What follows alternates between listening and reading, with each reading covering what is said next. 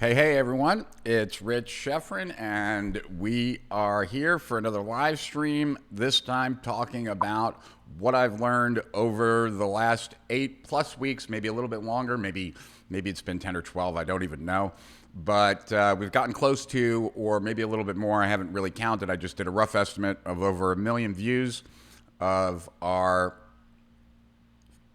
live streams. And so I thought it would be good to reflect here with you what I've learned and kind of share, the information that I've kind of come across having now done these. If it's been 8 weeks and I've done them 16 times, if it's been 12 weeks, I've done them 24 times. If you're wondering where I am, I'm in Miami now. I flew down to Miami on Sunday, left the Hamptons, and plan on spending the next 2 weeks here. Let's say hello to everyone. So if you're new, let me take my gum out of my mouth. I apologize. If you've never been here before, never been on a live stream, please let me know that. Never been on a live stream, never been on this live stream with me. Please let me know that. Let me know where you're from. And even if you've been on all of them, let me know that you're here and where you're from. It's always nice to interact with each and every one of you, as well as to also say hello and to get a sense of where everyone's at. So let's kind of say hello to everyone, and let's see. So let me make these a little bit bigger and move them, and I'm in a little bit better place than the gym, as you can tell. And so I wish that I had brought lighting with me, because if I had brought lighting with me, then you'd actually be able to see the amazing views from this apartment. But it's a friend of mine's apartment, but I didn't bring lights. And so because of all the sunlight that will come in from the windows, you would not be able to see it. So, hey, Logan. Hey, Michelle. Hey, Josh. Let me know where you guys are at as well, where you watching from, because it's always nice to know how international, how worldwide, where everyone is tuning in from. Hey, Charlotte from Greece. Nice to see you again, Charlotte. Hey, Clinton. Good to see you. Hey, Kayvon in Vancouver. And Josh in Tulsa, Oklahoma. And Jesse. Nice to see you again, Jesse. And Bernard from New Orleans, and Ted from Hawaii, and Jesse is in Newport Beach, California, and Andrew Hunter saying, hey, Rich, hey, Andrew, and let's see, and we got Andre, hey, Andre, and we got Brandon Jeremy, hey, Rich, been implementing a new learning routine every day for 2 hours. It feels like I'm retaining more. Very cool. Glad to hear you. Glad to hear that, Brandon. Did I talk? I'm not even sure if I got a chance to talk about NBAC last time, but if I didn't, I want to make sure to mention that. We got Ingrid from the Netherlands. Hey, Ingrid, let me turn down this. It looks like I might be just a little bit loud. So turn down the volume a little bit there. But we got Ingrid from the Netherlands, and we have Mark Walker in London. How is London right now? Is COVID kind of dissipating in Europe as it surges back again here? Christy, hey, good to see you and good to have you here, Christy. You've been on many, and we've commented back and forth on many of each other's posts, so good to see you, Christy. I'm glad that you got benefit from that, Brandon. Leon, you're still in New York. Yeah, so I got out of New York. JFK was like a ghost town. It was kind of crazy how empty JFK Airport was on Sunday. We have Michelle in Colorado, who was one of the first people to jump on the live stream today. And we have Fernando in Maryland. Hey, Fernando. And we have, how would I pronounce that? Candy or Conde? And I don't even know how to pronounce where you're from. Maconde? Am I pronouncing that right? Maconde? Are you using StreamYard or Ecamm Live? I'm using Ecamm Live with a Canon, with my old Canon DSLR. And so my Canon DSLR is what I'm using as far as the image, and Ecamm Live is what I'm using for the software platform to actually broadcast, the app that's on my laptop, and then I am using a Shure microphone that has a XLR out, so I needed to use an amp, and I'm using a Focusrite amp. So in case people were interested in that. Carlos from Venezuela. Hey, Carlos, good seeing you again. Conde. Oh, I hail from Frederick, Maryland. So what was the other thing that you wrote? What was this, Conde? McConde. Anyway, so great to see everyone. And good to be seen, I guess. I am excited that I have changed locations.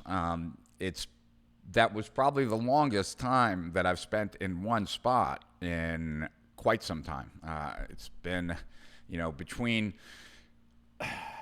what I had been doing before the coronavirus really kind of started to, before Corona, I used to spend my time between Delray Beach, Florida, so that's a little bit north of here, and New York City and Baltimore. And then generally in the summers, we would spend the summers in the Hamptons. Kim put the Hamptons house on Airbnb, and so I think it's like $2,300 a night, and it's been booked and gotten booked really fast. So Kim and I don't need to be in a big house that's $2,300 a night, so we left. Now Kim is working on our Manhattan apartment, and I came down here, spending 2 weeks with some friends here, using a friend's apartment while I have other friends that live in this building, just coincidentally. And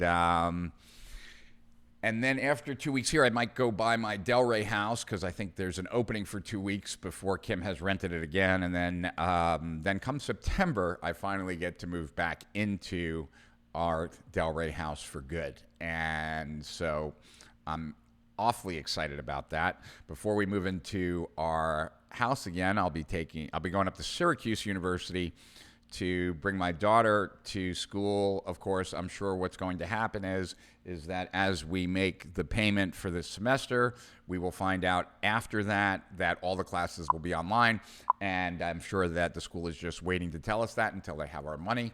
So I'm not sure how I feel about that. But anyway, that's not really what you guys tuned in for, to hear me bitch and moan about Syracuse University or higher education in general. But I think that's what's going to happen. So it's a beautiful Tuesday here in sunny South Beach. I hope it's nice by you. And it's really interesting. So I thought that, I just came up with this topic this morning because I was wondering what it was that I wanted to kind of share with you today. And it was interesting because I had a conversation yesterday with Mikhail Dita. He owns a great company called Funnelytics. If you're not familiar with it, you should check it out. They have a great tool for mapping out funnels that's free. And then their primary service, their software, allows you to build out funnels in a graphical way, and then actually will show you through your analytics the people that are going through the different paths, and those lines get thicker as they do. It's a very cool program, and I'm a fan of it. And so him and I were talking, and I had noticed that at the beginning of the quarantine, he had started to do quite a few live streams with lots of content for members of his tribe, and that it had slowed down. And so we were talking about that. We were talking about how he kind of started doing a lot of live streams, but kind of backed it off. And I probably would have too if I hadn't kind of come across this kind of thinking about how to do live streams, which I want to share with you today, because instead of it becoming a massive time suck, which for most people, doing a lot of live streaming can become a massive time suck, this has actually become a multiplier for me. So it doesn't really suck very much of my time, and it actually gives me time because it advances many of the things that I'm going to share with you. So I'm excited to really to be sharing this stuff with you. Although, what I will say is that this is going to be off the top of my head, off the cuff. I don't have anything prepared. But obviously, I've been doing these live streams twice a week. So, and I've spent some money boosting and advertising them, hence why we have 1 million views. And I have some reflections on that, whether it's worth it or not, I want to share with you. I also want to talk to you about what should your goals be. I don't know that I had any specific goals when I started, but I think I've kind of refined some goals now that I've kind of gotten into a routine with these, as far as what I believe I can get out of live streaming, and if you do live streaming or are thinking about it, what you can get out of it. So I want to make sure that we hit on those. And of course, as always, on every live stream, I much prefer to make this a conversation, not a monologue. So I am very interested in your questions. I am very interested in what your experiences have been. I would much rather make this a dialogue than a monologue. And so, in addition to that, if that wasn't enough of a reason, because it's kind of boring here to just sit here and talk to a camera for 2 hours if there isn't any dialogue, but also Facebook rewards you based on the level of engagement, and they judge engagement based on how often you are commenting and whether you're sharing and whether you're giving emoticons and things like that. So I appreciate any interaction that you can spare me. And in addition to that, though, what's most helpful are questions, comments, those things, so that it doesn't feel like a monologue. So let's take a look at what's been going on in the comments. Wow, that was very cool. Thank you. So let's see here. What do we got? Okay. So I think we said hello to Jim, but if we didn't, hey, Jim Wagner from Texas. And we have Bailey from the UK, a person who has joined us many a time. We have Andre. Andre wants to know, how would someone go about getting access to the $1 Million Report Writing Workshop? Well, there's a short video that's about 2 hours that is a overview where I did it for a bunch of clients in my office, and then there was a weekend workshop. And Andre, I would say, put a PM, direct message me in Facebook, and we'll figure out how to get you access or what that would entail. It'd be my pleasure. Conde said, sorry, didn't follow instructions. Conde, my full name, I go by Conde and live in Frederick. Got it, but no need to apologize. Wow, cool. Greetings from Germany. Very cool. Nicola. Hey, Nicola. I am excited if I'm inspiring you to get back to lives, and I am excited to have you here. We haven't spoken in forever, but I think of you from time to time. I come across your stuff online, and I'm happy that you're here, and I'm glad that you're here. And I would love it, Nicola, if you have any questions. Michelle, I could talk about higher education too. I also, Lord help us. Yeah, right? I'm sure they're just waiting to get our money. Thank you for sharing all this great info. My pleasure, Tom. Yeah, thank you. My pleasure. Hello, Claudia. Hello, Isabella. How do you make that countdown opener? Well, that countdown opener is just that countdown comes standard with Ecamm. So it's just, you press countdown, and it's actually in the overlays. And so that's how I do it. Let's see. Thanks for all the value you provide. My pleasure, Dean. Hi. Ramon Williamson, that was great. Okay, I'm not sure. From Scottsdale, David from Scottsdale. Where's David from Scottsdale? There we go. And Dean Vest, so true. And how much do you plan your live streams in advance, or do you play off the energy of the audience? Primarily play off the energy of the audience, but I'm going to share with you how I kind of approach these now. And it kind of is related to more than just what goes into it beforehand, but what you can do with it afterwards. And so what I've kind of realized is where live streams fit in the content creation process and what ultimately are live streams good for. And so we're going to get into that. I want to talk to you about that. But right now, for the most part, I do spend some time thinking about the topic, and I will spend some time doing some research or possibly going through my Evernote and looking for notes that are related to the topic. And so I might read some of those. I might bold or highlight or consolidate some of those notes. But for the most part, there is not a lot of preparation. I think I want to do a little bit more preparation, but what that preparation, in order for me to do that preparation, I actually have to have more of a plan. And so part of me sharing with you today is about me kind of figuring out with you on this live stream what has been the benefit and where does it fit? Because I think I have greater clarity now after having done these of what's been valuable, what hasn't, what I want to do going forward based on what I've learned. And so this is a way for me to start getting my own clarity about where I'm going to be using live streams and how I'm going to be using live streams. And so I would say that I do want to do a little bit more prep than I'm doing right now, but that prep would be more involved in the live stream, but by being more strategic about picking the topics and what those topics relate to, and then also having more of a clear goal of what it is that I want to get out of each live stream, which will make sense as we get a little bit further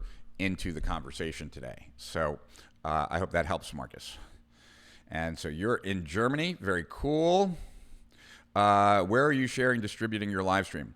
Well, so right now, what I do is I schedule it. So like this live stream I scheduled this morning. I scheduled it on my fan page. I then shared it on my fan page to my Facebook group, which reminds me, let me put up the Facebook group. It's totally free, and everyone should be a member because we got lots of big players in there who are very helpful to others, and it's where I've posted a bunch of products that I charge for. I've posted up there for free as well. So sometimes we put free products in there, and they're still there. So if you're not a member of our Facebook group, please join. And if you join, please don't spam or I'll have to kick you out. It's a very friendly, very cohesive group with really top-level marketers as well as beginners, and everyone has a really good vibe, and we have a very active group. So I welcome each and every one of you to join, and it's where I post anything that I talk about here. I post in there as well, so you want to join that.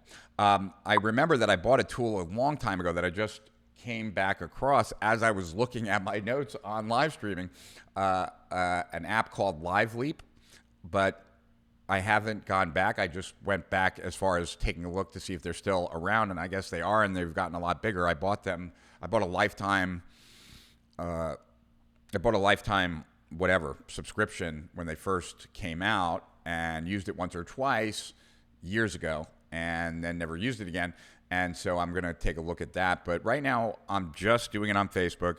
I post it to my fan page. I share it with my group. I then share it on my personal page, and I share it on my story. Then I go to Instagram, and I post the same. And sometimes I go to Twitter, and I will post the same image. Then once the live stream is done, right now, I have been, but I don't know that I will continue for much longer.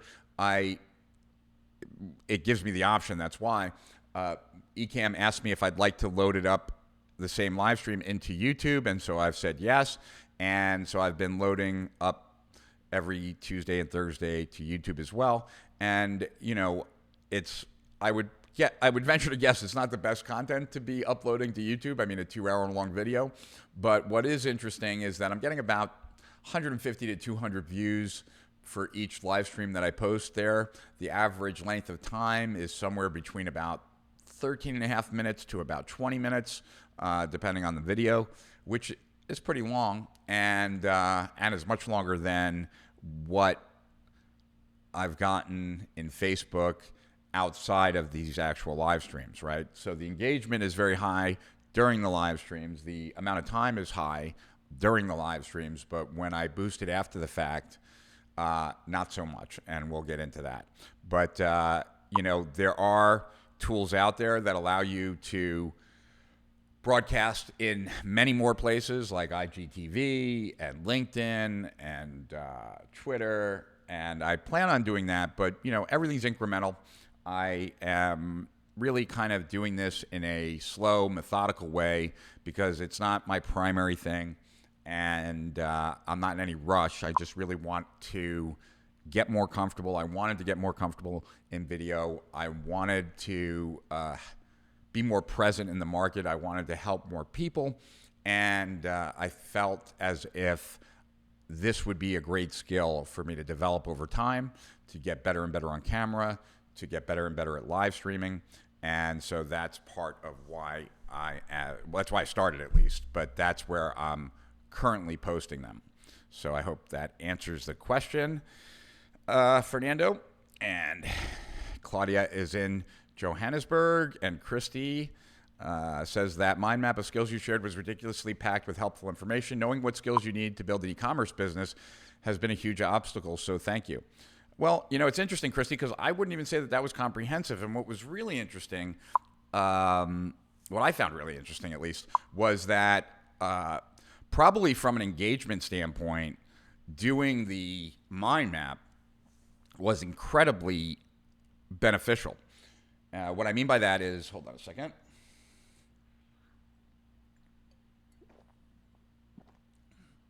From an engagement standpoint, because you guys were helping me fill it out, which is what I wanted because I don't pretend to have all the answers to everything, that created a lot more comments. Because there were a lot more comments, I got more organic boosting from Facebook, so it was kind of interesting. And, we created that together over, 2 hours. I think we could refine that and we could grow it even more. So maybe we'll revisit that in a future live stream. And I think once you understand why I'm doing these, or more clarity that I have, more clarity about these and what are the benefits of them, I think you'll see where that possibly could fit in. And I do want to, one thing I haven't done, which I would like to do, I want to start actually using the Facebook group to solicit topics from you guys of what you guys would like me to focus on, because I think that would be very helpful for me to know what it is that you would like me to spend some time thinking about. So, but we'll get to that. So thank you, Christy, though. And actually, so that's our Facebook group. And just in case, let's see, let me get rid of that for a second.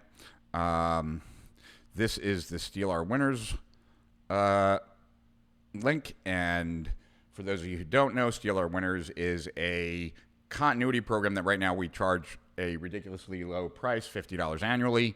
And it's me interviewing really the top marketers of today, and they're revealing strategies and tactics that almost nobody knows that are working for them inside their business, that when you find out about it, it has you so excited you want to go run to your computer and use them.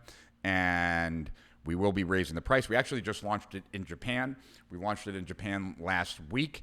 And in Japan, we launched it as a $1 trial for the first month, and then a continuity price of $50 a month, which is why I'm telling people that it's not going to stay $50 a year here.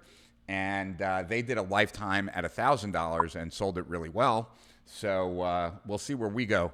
But I can assure you that this is never going to be cheaper, and it's not going to stay at this price for much longer. So anyway, let me get rid of that so that we can get into some more of the comments, and then we'll dive in.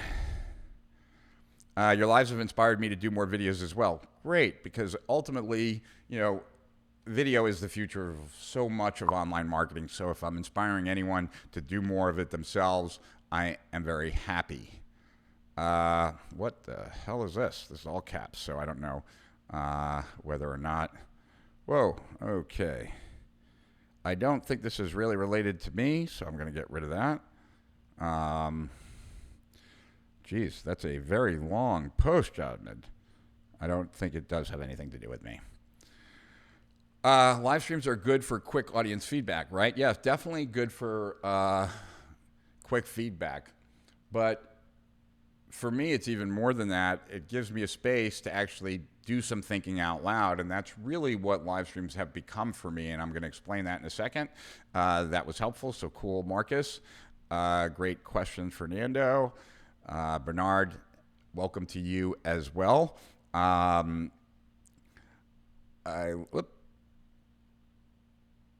loved watching you being so spontaneous and figuring out as you go, as I know what a great planner you usually are. It certainly has made you seem friendly and down to earth, which is a result for new people to get to know you quickly. Yeah, definitely. I'm trying to lighten up a little bit. I tend to be intimidating to a lot of people, so if I can be less so, that's a good thing. You're welcome, Isabella. Can't stay on right now, but we'll catch this replay. Well, cool. Thanks for sharing that, Tom, and thanks for being here and at least showing up, so I appreciate you. Dean has a quick question about 3 of your previous reports, Drive Marketing, Cracking the Sales Code, and the Marketing Revolution. How would you update them if you rewrote them today? Those 3 reports were some of the best education I ever received. Oh, wow. Geez. It's been so long since I've looked at those. I wouldn't even know where to start. Most of the stuff I write about is pretty timeless. Dean, would you say that there was stuff that is now outdated in them? Is there anything specific that you had a question about? Because I'd be glad to answer it for you. It's just that you're probably more familiar with the content at this point than I am. So if you want to ask me if a certain thing still applies, by all means, I'd be glad to answer that for you. But I just don't have it all in here, what that was, what I covered in each.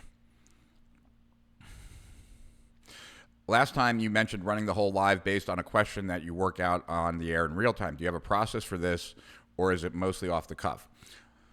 Well, okay, so it's mostly off the cuff right now, and the question that really I came to today's live stream with is, what are live streams good for, and what have I learned? And so let's start with that. So in this conversation that I had with Mikhail the other day, right, one of the reasons why he cut down on the number that he did, because it was intense, like he did a lot of them for a couple weeks, was that it was taking a lot of his time. Because in general, if you're going to get on and do a live stream, right, at least for me, I've always felt like I had to be prepared. And so being prepared meant potentially spending hours, maybe 2 or 3 hours for every hour that's live. So if I'm going to be doing, let's say, a 2-hour live stream, I might put in 6 hours, right, of prep. And in order to do these, if I was going to continue, obviously I can't cut out, well, it's not obvious. I didn't want to cut out 12 hours a week to just doing these live streams in prep, right? Because then that would be 12 hours of prep plus the 4 hours that are the live stream. So now we're looking at 16 hours, which is a lot of time. So as I was saying last week, I came across this video interview of Jordan Peterson. And for those of you who don't know who Jordan Peterson is, he was a professor at University of Toronto. He got kind of some notoriety because he was unwilling to be forced to use the 30 or so pronouns that now are required, and that vaulted him into some prominence. And he happens to be, he was a professor at University of Toronto. He's been a professor at Harvard, a visiting professor at Harvard. Very smart guy. And, you know, some people strongly disagree with him, although I don't know how most people can. I think that's more of a positioning thing. Like they think he might be alt-right or something, even though he's not. Because if you listen to him, he really just preaches personal responsibility and, you know, make your bed in the morning and get your life in order. And I don't think there's anything wrong. Like, it's hard to have a problem with that. Anyway, he did this worldwide tour, and he was interviewed about how every time he gives a presentation, which on this worldwide tour was pretty much a daily kind of thing, his presentations were different. And so when he was asked about that, he said, well, I don't really prepare for the presentation except about a half an hour beforehand. I try to think of a big problem that I'd like to tackle and some stories related to that problem. And then I go on stage and I work it out in front of the crowd. And there's a excitement to that there is a voyeuristic quality that we all have. We like to watch other people do things. In addition to that, there's a realness and an authenticity to it, which for those of you who have been watching a lot of these live streams, you know early on, that was a real fascination of mine. It's one of the reasons why I had Katrina Ruth on for the 2 episodes that I did. It's another reason why I love talking to Wes Watson, a friend of mine who is a YouTube star, because Katrina and Wes really exude authenticity. And I felt that this format, live video, would be the best way for me to be more real, because it kind of forces you to. And I find it much more difficult to be that way in pre-recorded video, because there's this like onus that I want to get it right. And when it's live, you just got to go, right? You just got to go with it. So also, I think, well, I would say this is true, and I apologize if this is egotistical, but I'm just trying to be honest. I think my brain works better than most, and so the idea of thinking in front of people is not something that I am concerned about, from a standpoint that whether I figure something out or I don't think that I don't think I'm going to do any damage to myself in your eyes by trying to figure stuff out in front of you. So because of that, I kind of have gravitated towards the way Jordan Peterson does it. Instead of doing lots and lots of prep,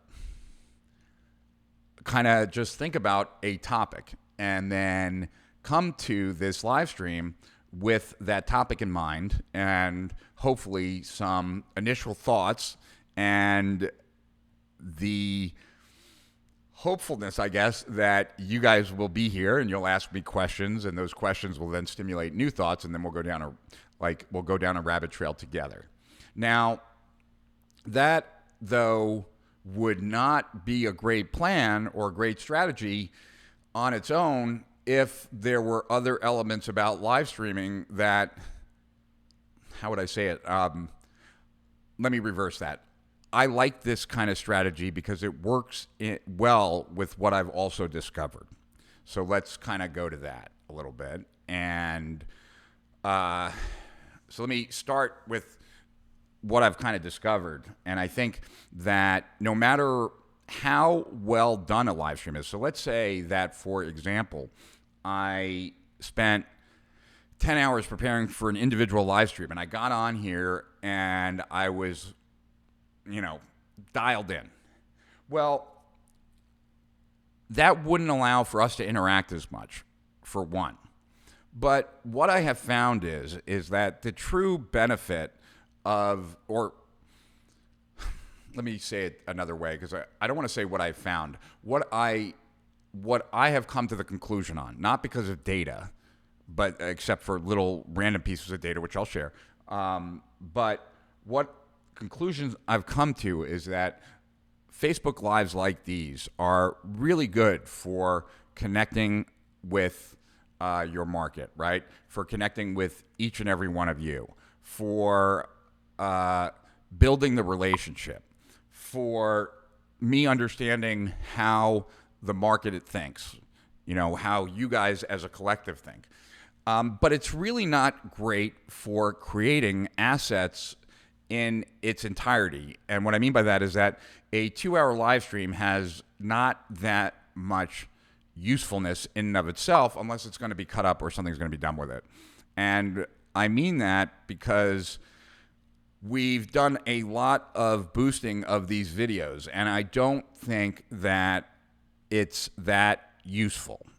And so I'm probably going to pull way back on advertising these live streams after the fact. You cannot advertise them ahead of time, right? I could create a small video to kind of tease what I'm going to be covering on a live stream and advertise that, but you can't just advertise the post of the upcoming live stream. And the engagement, though, has been very high on these live streams, and the amount of time that people have stayed on during these live streams has been very high. But when I use them when I boost them after the fact, that is not the case. And while there might be some benefit from a branding standpoint, just that I'm showing up in people's feeds all the time, I just don't believe that boosting a 2-hour live stream is that useful. Now, that's not to say that I could extract a 3-minute piece or a 5-minute piece, turn that into a separate video, and then boost that. And that might be something that we do. But in its entirety, there isn't much that you can do with a 2-hour live stream. Because of that, it makes less sense to then prepare multiple hours for the live stream. Because if I'm going to prepare multiple hours for the live stream and then have little use for it afterwards, it doesn't seem like a good investment of time. So instead of it being the final product, you could say that it becomes more of a work in process. And it becomes a work in process in numerous ways, right? One way, the way I just said, is that potentially I talk for a couple of minutes and I say something really bright or really smart or profound, if I'm so lucky, and we're able to, clip that spot and then release that. And now that becomes a 2 or 3 minute video. And that says something, because someone who watches 15 seconds of a 2-minute video is very different than someone who watches 15 seconds of a 2-hour video. Facebook gives you data back as far as how many people watch past 3 seconds, which I don't know what the value of that is other than just some initial low-level branding. They also tell you about through plays, which are 15 seconds, but once again, I don't know how valuable that is either. How valuable is a 15-second view of a 2-hour live stream? So then it tells you how many people were 25%, 50%, 75%. Well, I can tell you that very few people who, when I advertise this to this 2-hour live stream, watch a half an hour of it. Now, obviously, the people that do are highly engaged, but during these live streams, it's, most people do watch more than a half an hour. So when it's live, you get that added benefit. You get a lot more engagement. You get a lot more comments. But when you're now advertising this live after the fact, the engagement goes way down, and you don't. And the data, as far as 25%, 50%, 75% through, is kind of there's so little of it. It's so insignificant. So I see these live streams as a work in process. It's a work in process to potentially get video nuggets, you could say, but then it's also a work in process for me to kind of have this scheduled time to think out loud with you, scheduled thinking time, kind of something we've talked about numerous times during these live streams, but this is a different kind of thinking time. This is a thinking time of me speaking out loud, and a lot of times when I'm talking to friends, we'll be thinking out loud, right, about something. Like, we're not committed to what we're necessarily saying. We're just kind of speaking whatever ideas come to our head. And so instead of it becoming a time suck, like I said earlier, it becomes a multiplier because, yes, maybe I come up with some really good clips. And that's great. But even if I don't, it gives me the space and it gives me some time to think about what I'm learning, what I'm thinking, and connecting dots, right? So since it takes too much time to prepare for a live stream, plus the value of a live stream after it's no longer live diminishes, it seems to go very well like that to use this time as a thinking out loud time. And let me know if that makes sense so far, what I've shared. It makes sense in my head, but I'm not sure it's making sense to you. And while you're answering that, I'm going to go back to the comments and see, and post some of the comments that have come in since the last one. But in addition to that, though, what I will share is that when I was trying also, in the beginning, before I kind of had thought about like the Jordan Peterson way of preparing, and before I had come to the conclusion that maybe it wasn't so great to be boosting these, I was always torn about how much to engage with you, the people that are watching me right now, because, if I'm putting up all these comments and I'm talking about that as opposed to the topic, am I taking away from this prepared presentation that would be potentially, quote unquote, better for the people that are not here if I didn't? But they're not here. So why would I try to optimize what I'm doing here for someone that's not here at the expense of you? So that didn't make sense either. So now what I realize is that this is a time for me and you. This is a time for those of you that are here and me to think about stuff, to get the benefit of my thoughts, your questions, your thoughts, bring them together in this space. And that's the primary reason to do these, that hopefully you've gotten a chance to know me better, that I've helped you, that I've learned quite a bit of things, not just in what I've come to myself, but just in our interactions. And nowhere was that more clear than last week when we were working on that mind map together. So with that said, let's kind of revisit the comments. We need you, Rich. I'm not sure what you need me for, but I appreciate that. SOW is an insane value. I think so, but thank you, Andrew. And Bernard agrees. Signed up for SOW a few days ago. It's incredible. Great, Dean. Glad to hear it. And I'm happy that you're getting in at the cheaper price. Sharing live streaming group, live event marketers. Cool. Thank you, Troy.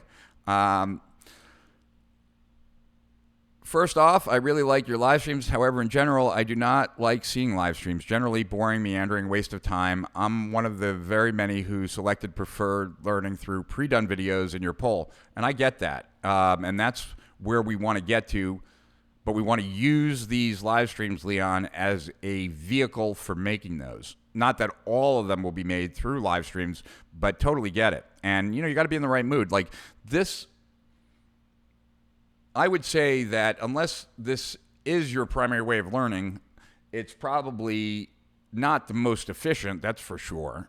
But it is easier to be engaged in a community and to kind of think about things in an atmosphere like this, as opposed to going into the deep dive of hyper-focused learning, which has its usefulness and is valid and important to do as well. So what happened to planning, editing, making video better to consume? Why live streams other than so-called preferences Facebook gives? Why live streams instead of pre-done videos which are crafted, scripted, and edited? Are you asking, Leon? What I would say, Leon, is that I don't see one in lieu of the other. But if I was going to do so in the videos that are scripted, planned, thought through, those shouldn't be live streams. They should not, unless I want to get some audience for it out of the gate. Those really shouldn't be live streams. They should be that type of content should be deployed in different ways. And so I think that live streams are more about being live, and that if I had a team of people working for me, preparing me for the live streams, then we could kind of do both, right? I could have my content writers, like kind of like, a TV show has tons of writers working on the TV show, but in order to, it's too high of a barrier to be putting in a lot of time for live streams that at the end of the day, once they've played, the benefit to the business, to myself, to others is greatly diminished. And that's always been the case, that there's always been some kind of magical element, even in marketing. I'm not even talking about just in these Facebook Lives, but just in general. When I've done live things in video, and I've done live things in video all the way back to early 2007, because we were the first to live stream from a live seminar. and then I did a 24-hour live stream in 2008, and those were always good ways to kind of rise above the clutter. But I would say that it's good for what it is, but it isn't the best way to deploy well thought out content. I hope that helps. Good for interviews, things like that, brainstorming. But yeah, I would say that it's a different vibe. Live streams build incredible authority value. They can, that's one of the ways that you can kind of differentiate yourself. Is it's a lot easier to display your knowledge in an area that you're really knowledgeable about if you are doing them frequently enough, often enough, to kind of prove that this is not a one-time off kind of thing. And it's really interesting. I bought a product, and I guess I bought it like a year and a half ago, by Sam Thomas Davies, and I just did a quick I did a quick Zoom call with him. We were supposed to talk earlier today, and then I had Steal Our Winners interviews I was behind on, so I had to kind of cut our conversation short, so we rescheduled. But I had bought something from Sam, and I really enjoyed what I bought from him, and he knew who I was, so he reached out afterwards, and when he saw my name on his email list, just to say thank you for buying from him and that he had been a fan. And so that was about a year ago, and then I reached out to him like about a month ago, and I tend to do this, just so you know. I've met a lot of people this way, that when I see someone who is doing something that I like, I tend to introduce myself, or they might already know who I am and seen that I bought from them, and they might introduce themselves. But I like talking to people who are doing things that I respect and admire or I enjoy.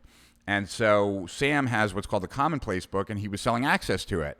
And I don't remember what I paid, but it's all the book summaries. Well, it's all the books that he's read and his summaries of it, which to me were better than summaries of like from a professional summarizing service. And then as I looked at more of the stuff that he's doing, he's got a swipe file that he sells. He just told me he has a headline Commonplace book or a headline swipe file as well. And this is very early on, but we were talking about what he was doing. And he made a comment that I had never heard before, but I really liked. And I said, I had to leave, so we're going to talk, him and I are going to talk more about it in like 2 or 3 weeks from now. But he was calling it like an evergreen product. And he was like, his Commonplace book would be an example of that.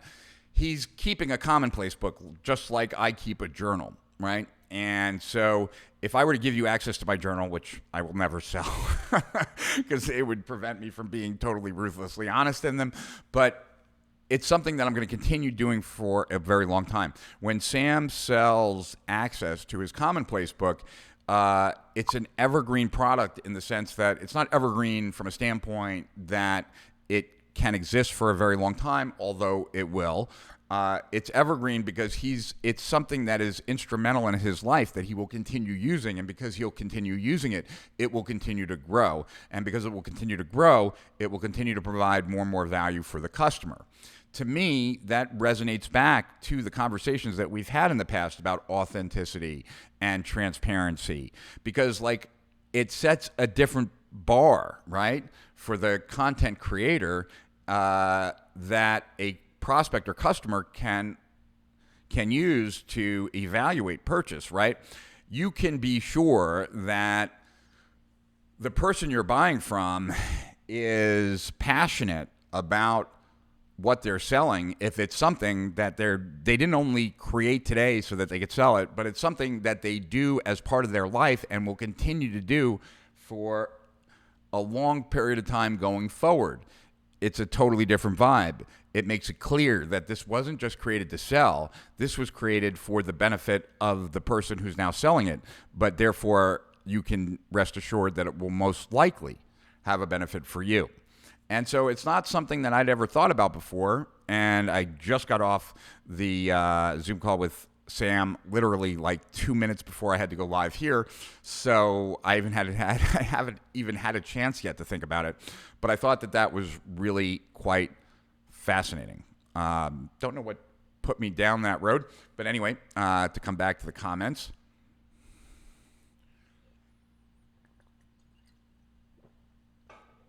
Well, we did both, but 2 cold markets as well, and also in different countries. I think I shared earlier that we just launched in Japan. We will be launching Steal Our Winners in Italy within the next month and a half or so. And then I just spoke to the company that we are licensing in Brazil, and we'll be launching Steal Our Winners in Brazil probably within the next couple of months, I would imagine. And so we were also doing some of the boosting in Japan, in Italy, in Brazil, etc. Hey, John. John was a client of mine, has been a client of mine for a very long time. He always had the best energy. I remember him specifically in my GPS program, Guided Profit Systems, where I taught Theory of Constraints back in 2008 as a 30-day that then turned into a 45-day back-to-back-to-back live streaming class. God, this Voss sparkling water is very bubbly. Excuse me. So John said, I'm trying to come up with a new way to help them. I think doing this sort of seat will be good. I miss you a lot, Rich. I'm kind of a bad stroke, but I'm looking forward. Got it. Yeah, I think John had a stroke. John, I won't be back in Delray permanently until September, but if I can help you with anything, it would be my pleasure. And I'd really like to, and I'd love to get together with you sometime after September, even if I have to come to you. I think if I can help you in any way, it'd be my pleasure, man. What is my best copywriting tip? Well, I'm not a copywriter, so that's so I would say ask a copywriter that. But what would I say? Well, what I would say, I would say 2 things, and both is what I've really learned from Agora, is how important the idea is. It's so much more important than anything else. And that idea is really expressed in what we call the lead in Agora, which is the first 20% or so of the sales letter, generally a page and a half of it, first page and a half, which has the headline, but is more than just the headline. So the lead is the headline plus that initial copy, the deck, right? But also some of the early paragraphs that not only gets attention and potentially gets interest, but sets the emotional tone of the actual sales letter. So I would say the lead, and then the rest of the copywriting process is really about following a structured format, and that all the really good copywriters that I know through the Agora world have gotten that way by reading a sales letter every day, breaking down that sales letter the way Pete Coyne described it in our group. So if you are not a member of our Facebook group, that's another reason to join. But he broke down, like, how do you break down the template of a sales letter? That's one of the things that everyone does at Agora. And by breaking down template after template after template, in other words, turning each sales letter into a template, what's the purpose of this paragraph, this paragraph, this paragraph, you then start to really understand the structure of different sales letters, and then you have these preferred templates, and then it makes it very easy to write a sales letter once you have the big idea. And so really in Agora, if the copywriter has 8 weeks to write a sales letter, 6 weeks is on the idea, and then the last 2 weeks they're banging out the copy. And maybe I'm exaggerating a little bit. Maybe it's 5 weeks on the idea and 3 weeks to bang out the copy. But what I used to think of the bigger job, writing the copy, is really the smaller job. And what is the bigger job is coming up with that unique hook, angle, big idea. So maybe I would say those are my best things to share about copywriting. But I would say ask a copywriter. If you guys ever need help, I'd love to work with y'all. All right, John. Well, we'll talk about that when I see you in Florida. Yep, live streams separate the real versus the fake gurus fast. Yeah, well, for two reasons, right? One, generally, they don't have the depth. Two, though, when you're only in it for the money, this just becomes like, why would I want to do that? I'm not going to make any more, et cetera. And so, you know, for the most part, people are good at what they like to do. And that doesn't mean always that people like what they're good at. Sometimes there are people who are really good at something and they just don't really enjoy it. But I would agree that in this day and age, if someone's portraying themselves as an authority and has no valuable content for free out there, whether it's written, video, audio, or whatnot, you really got to question how legitimate is that person.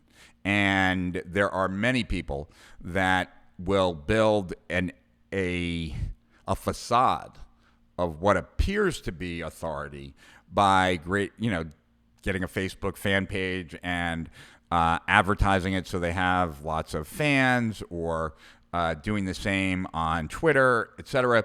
And so it appears as if they have a big following, but you have to do more than just look at the numbers. You have to dig a little bit deeper to see what's behind it. And, for myself, like the way I found Tiago Fort had nothing to do with any social proof number. I read something he had written, and I was blown away by it. And I loved how he tied in all these different ideas I was familiar with, but would have never tied together. And that made me want to lean in more. So that's what always has impressed me. But, I'm more of, I'm somewhat of an info junkie. So I'm not going to be impressed by just raw social proof numbers. I'm much more interested in valuable content, but to each their own. But yes, I would say that live streams are one of those things that differentiates the posers from the real McCoys. He's not PC. If you're talking about me being politically correct, that's true. I don't think you're talking about me, but I am not politically correct, nor do I care to be. I want to be real. He reverses truth and logic, and I love that. Oh, I guess you're talking about me, I hope. Great to catch you live, Rich. Somehow I always miss the live streams and only catch the replays. Cool, Zuby. Glad to have you here, and I'm excited that you're here. Love that part. Make your bed in the morning is one of the most important and undervalued concepts there is. Well, it's more, because it's more about practice. Oh, you guys are talking about Jordan Peterson. That's what you're talking about. Not me. Making your bed is just a statement about taking responsibility, that you are responsible. And it is nicer to get into a bed that is made, for sure. But it's cleaning up behind yourself, right? It's what you're willing to settle for, etc. So how much ad spend per live stream? I was basically doing, Andrew, about $11 a day, and I was paying about 0.002, so about 0.2 of 1 cent per view. I've probably spent about, I don't know, in the last 2-3 months, maybe about $1,000 or $2,000. Not a tremendous amount of money, but we did get everyone pixeled, and there's a benefit to that. But I just don't think that it's the best use of advertising funds, and I'd be better off creating a really cool 3-minute video and spending that money advertising that than boosting these live streams. Now, it's a nice little ego trip, I guess, to look at certain ones of these live streams and see, 150,000 people have seen it, but it means absolutely nothing. It's like a vanity metric. And so I don't want to just do that for silly reasons. I think I answered that already. You are creating an audience and a lookalike audience from the engaged viewers, though, right? To advertise lead magnets to, et cetera. I will be. That's part of the idea. But I would think that, like I said, doing it with a 2 or 3 minute video would just be a lot more effective, even if that 2 or 3 minute video is something that we cut out of one of these live streams. And when a friend of mine, Rocky Ula, who is a extremely knowledgeable guy about not about YouTube advertising, but organic YouTube. He said, "Yeah, you really don't want to be uploading these 2 hours to YouTube. I'm doing that right now just because I want the consistency. But ideally, I would take the best pieces, cut them, and load them up. And so I am looking for a good video editor. So if anyone knows a good video editor, please let them know that I am looking for them. Not a super high end, because I don't want to have to pay every week lots and lots and lots of money, but obviously I will pay. So if anyone knows a really good video editor, someone that you think could do cool stuff with some of these live streams and turn them into very tight, useful, engaging videos, please, by all means, either let them know that I'm looking and let me know who they are. And I'm going to repeat that from time to time on different live streams because I want to find that editor. And I think so much of good video is about good editing. Download LS and use as bonuses. Send emails, LS being live streams, emails to live stream, boost on Facebook, place a membership site, etc. Yeah, we're doing those, but I think it's better as a thinking tool more than anything else. Entrepreneurs think with their mouths open, LOL. How do you see marketing to be in about 3 to 5 years? I know videos are important, but how specifically are you aligning yourself to be better and upfront to be the leader you are into new areas? I'm interested in customer follow-up. Just wanted to explore your brilliant mind for future planning. Thanks, Rich. Okay.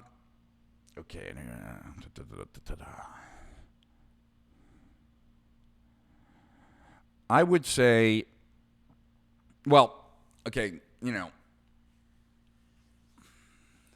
would say that for one, I had a lot of ideas about where marketing was going, and I still, I guess, believe in those things. Like what the internet did for retail shopping, right, was it replaced proximity with relevancy. And what I mean by that is that we used to buy things from people who were most closest to us. So if I wanted to start boxing lessons, I would go to the local sporting goods store, buy a pair of boxing gloves and whatever boxing supplies I could, and then that would be it because I based it on proximity, what was closest to me. The internet really swept in a wave of relevancy. I am going to be 50 this year, and at 50, like taking up boxing, if there's a website about middle-aged men taking up boxing, I would probably go there before I'd go to my local sports equipment store. And if they recommended a certain pair of boxing gloves for older men like me who wanted to play around with boxing, I would probably buy from them. And so because they're more relevant to me.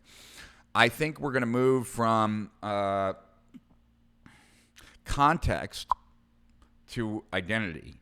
And what I mean by that is that, this is what I used to believe. I haven't really thought that much of whether now things will change. And context to identity means we used to advertise in places where we knew our prospects would be. So like if we had a high-end thing, maybe we're advertising in Barron's because the average reader of Barron's makes $150,000 a year. But advertising on Barron's because their average reader makes $150,000 is expensive. However, we can advertise to the people who read Barron's off of Barron's on much cheaper sites. So we're moving from context, right, the place, to identity, the people, right? And that's why I got really interested in identity graphs, which were ways of tracking people and really understanding who each person is that comes to a website. But I haven't really thought much about that. And the only thinking that I've been doing about future right now is really much more about emergent strategy, right? So, and emergent strategy is something I've been fascinated by for a very long time. And, the idea that things are changing so fast these days that we can no longer do like a plan and execute.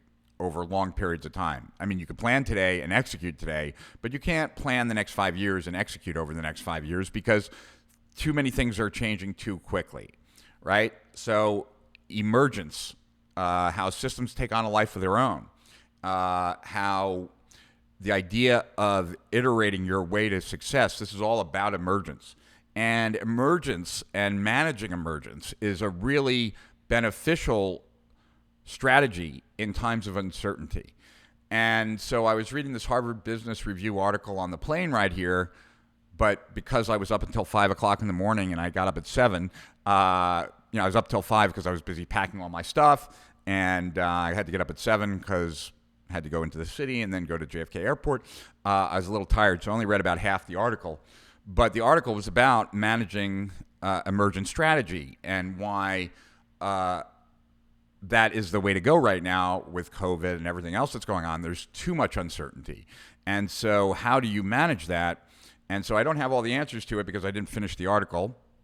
Well, not that necessarily the article would give me all the answers, but that one of the things that you're doing when you're managing an emergent process is you're checking in with your assumptions and the assumptions of others that you're working with, and you're surfacing those assumptions on a more frequent basis, which makes sense for anyone who's followed the lean process. Anyway, that's where my mind is these days. How can I be better at managing an emergent strategy, and how can I leverage an emergent strategy better? But I haven't really put a lot of time into it right now. So I would say, though, that that's what's most fascinating to me.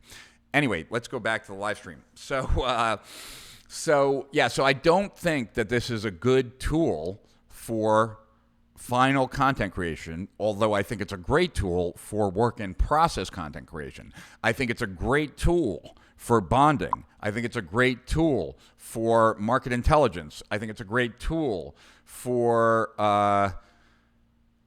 being authentic and transparent, and therefore really bonding with your marketplace. I think it's a great tool for to get ideas from your marketplace. I think it's a great tool for relevancy, to remain relevant, right, to a group of your market.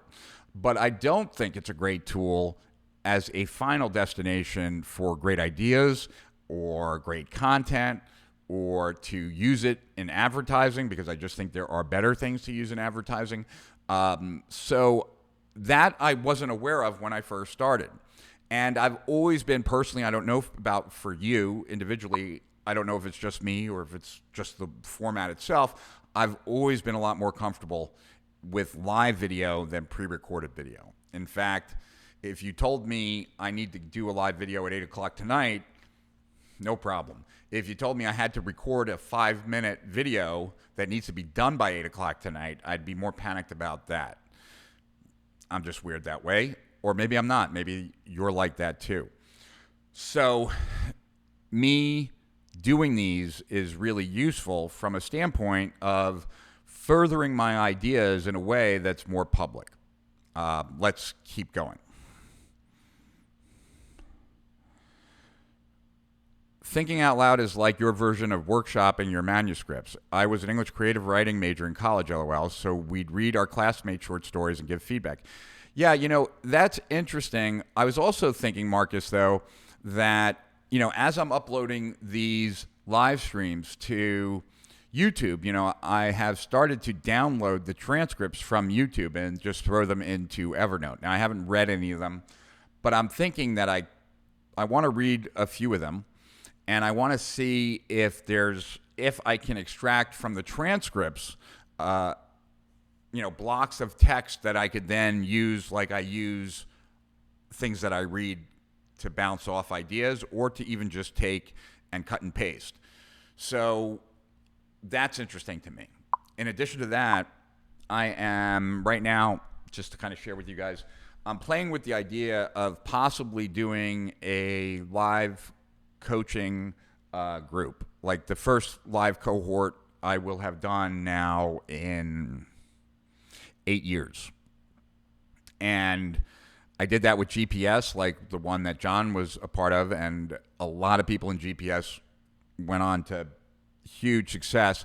And I did it with BGS when I first did BGS, and that's, the Ryan Dice's, Mike Filsane's, Todd Brown's that went through that.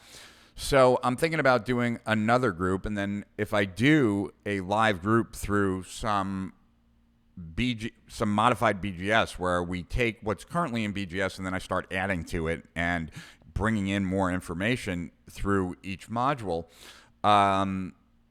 If I do that, and I am strongly considering that, then the next question is, do I write another free report? Haven't written a free report in a long time. And if I do that, would this be a good place to start to kind of figure out the ideas that I want to include in my free report? So I could see this being valuable from that standpoint, right? Like the idea of seeing what resonates with you guys and recognizing whatever resonates with you would probably resonate with others. And so this being a good place for me to kind of be throwing out ideas and seeing what I get questions on and what people like, and then maybe I write a report on it. But I'm strongly considering doing some personal coaching. So that would be take a group of people, take them through BGS personally, like as a group, and then also talk to people individually through the process in some way. And like I said, I haven't, this is not an announcement of that because I'm not sure I'm going to do it, but I am leaning towards that. And it's something that I'd like to do, because anytime that I really want to get back into the full swing of things, I like to coach people, because that kind of drives me into people's businesses, and by being involved in that many businesses in that short period of a time really opens my eyes to what's really going on in the marketplace better than anything else I can do. Because if you can imagine seeing inside 50, 100, 150 different businesses, whether at different stages from startup to already scaled, the perspective is extremely valuable, right? Very few people get the opportunity to see into that many businesses.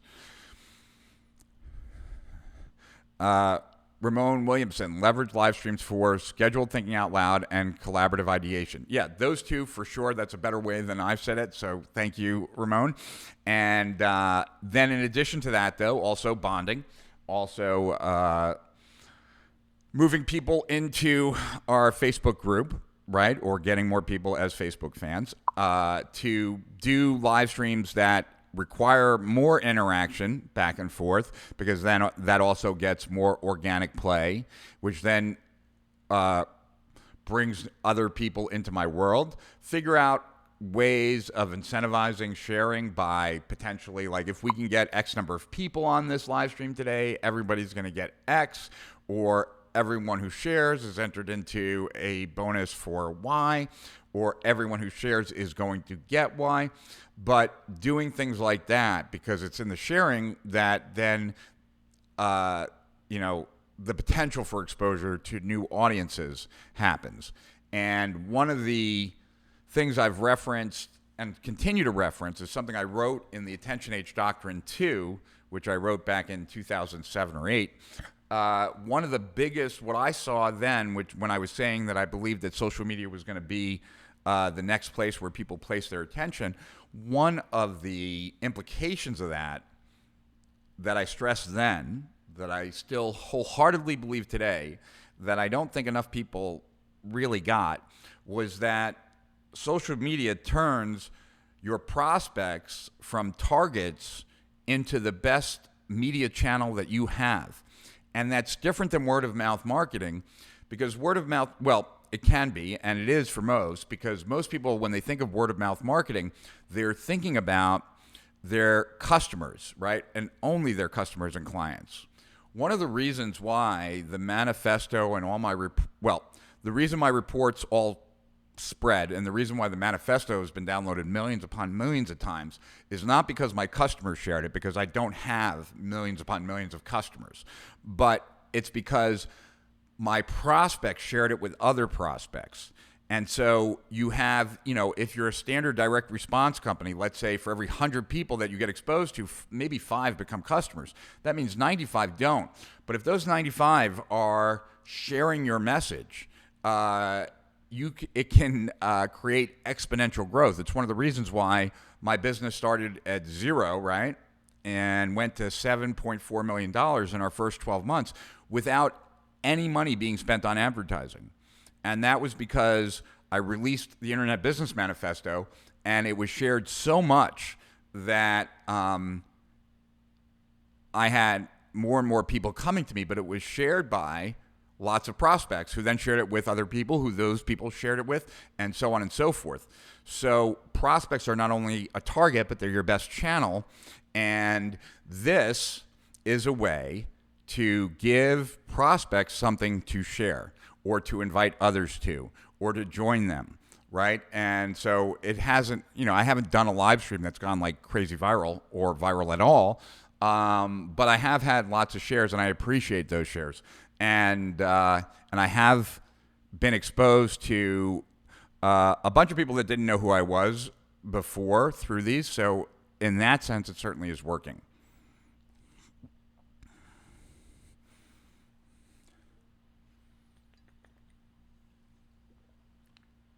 Being extemporaneous works well for you, in my opinion. Your knowledge and experience and that of the audience makes it easy and valuable.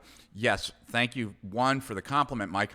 But two, that's kind of what we're talking about here. Is it's an easy way for people who are truly experts or authorities to really show that they are experts and authorities. Because if you are doing something that you love, or you're doing something that you spent a lot of time doing, you should be able to talk about it extemporaneously. You should be able to do that, just like I could if I met someone in person one-on-one and they asked me what I did. I wouldn't be scratching my head on how to talk about it. So it is a good way to separate the wheat from the chaff, from the fake gurus, from the real gurus, and so on and so forth. Definitely, just for all of you guys, feel free to throw a bunch of questions about live streaming and things like that here, especially today, because I do want to cover a lot more about live streaming, and I want to make sure I answer all your questions about it. And I'm just gonna keep going through the comments. I'm gonna answer all the questions that come here. But if you have any questions about live streaming or where it fits in on things or anything related to it, by all means, those questions are even more valuable. Okay, so Nicola, here's a question. What did you do with yourself in the last 5 years? How did you keep from going barking mad? As it seems to me you're always learning and working, synthesizing and teaching. A lot of soul searching, I'd say. And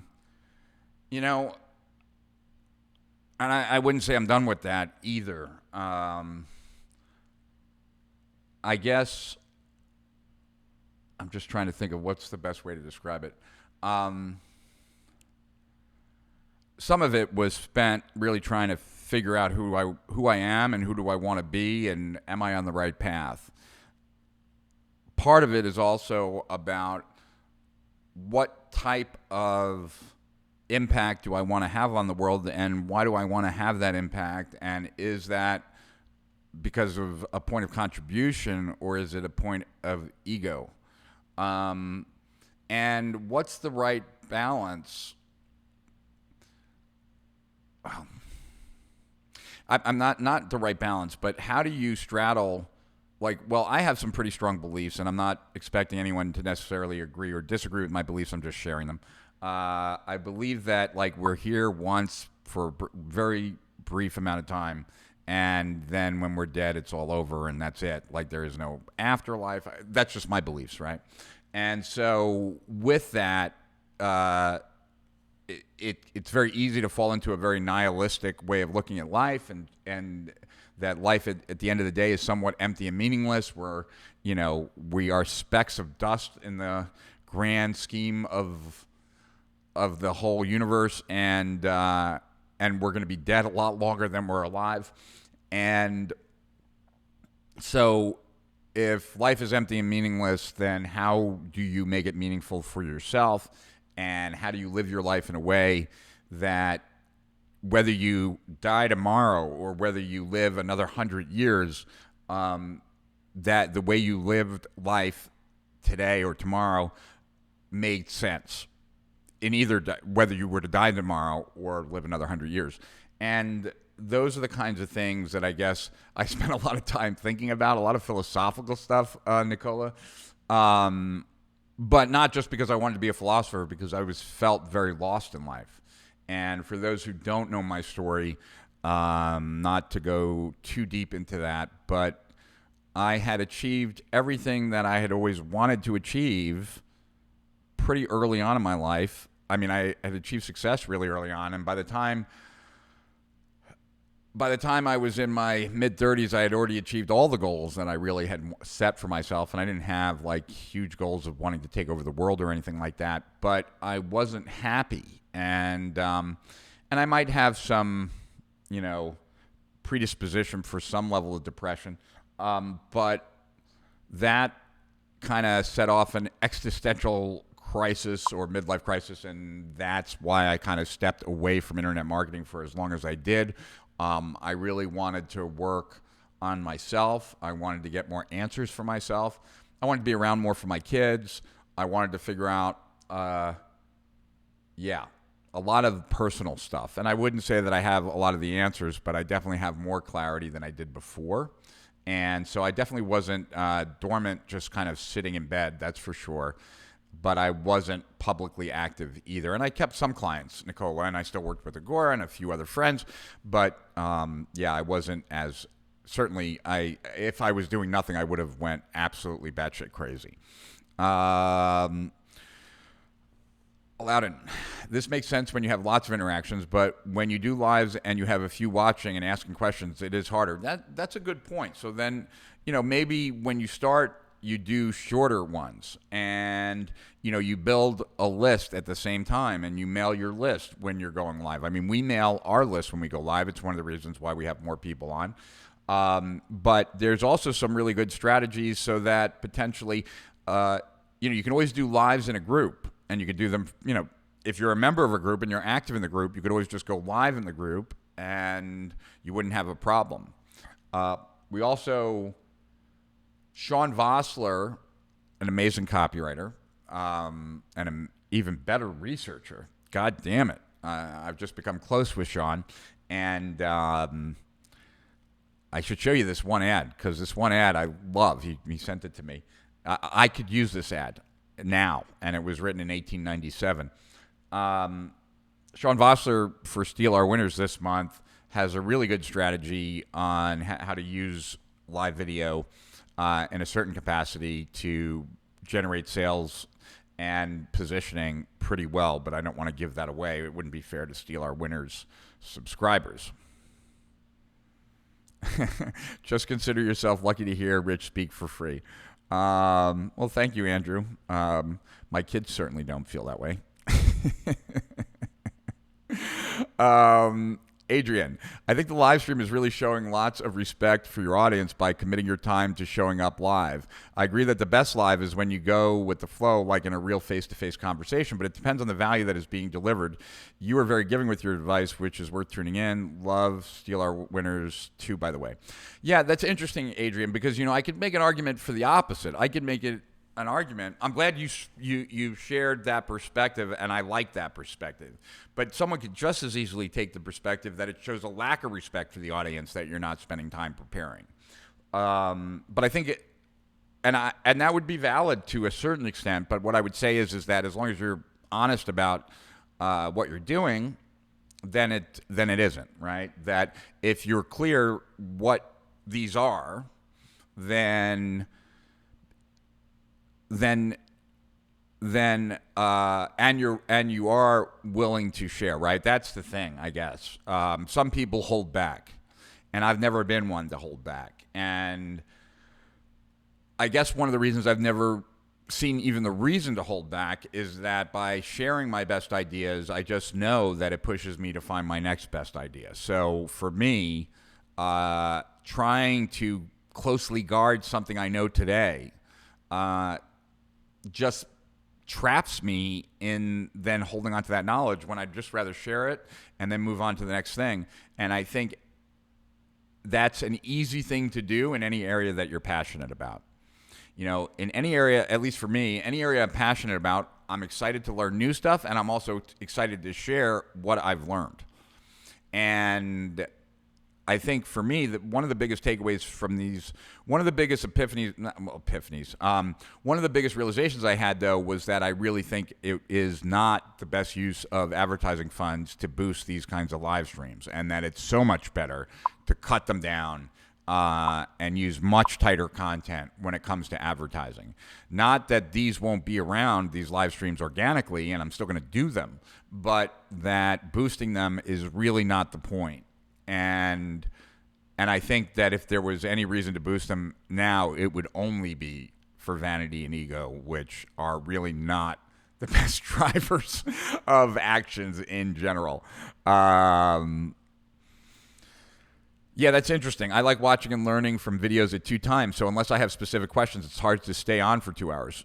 And nor do you have to, Aladdin. How do I pronounce it? Is Aladdin? Aladdin? I know it's not Aladdin, right? It's Aladdin. If you could write it out phonetically, I'd appreciate it so I can pronounce your name correct. Yeah, for sure. But I do find that, I will watch a Joe Rogan podcast that's 3 hours long. Now, I won't only be watching that. I'll be doing something else in the background, not really important work, or I'd have it off. But if I'm moving stuff around, going through emails, things that really don't require much attention, but still require me to do it, that's when I watch, a Joe Rogan podcast. I used to love it when it was live, and hopefully at some point it will go back to live. He stopped doing them live because of YouTube's policies. He didn't want to be demonetized for that video, so instead something could be pulled out. But yeah, I wouldn't expect this to resonate with everyone all the time, because nothing does. Being in the moment is better than prepared topics for live streams. Do you recognize that you getting ahas in your conversation, just one idea to start with, does it to begin with? It can, and it really depends, I guess, on the quality of the conversation.